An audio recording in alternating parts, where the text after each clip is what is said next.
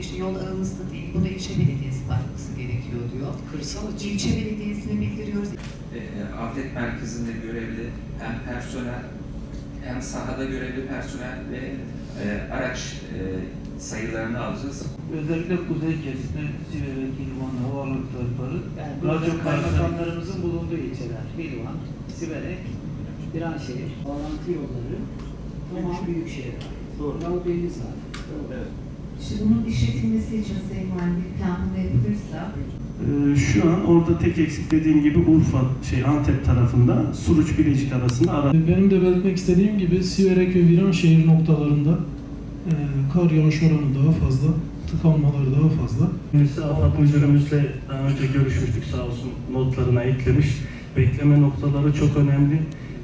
Meteorolojiden gelen bilgiler dahilinde onları hastanede yaparsak daha iyi olur.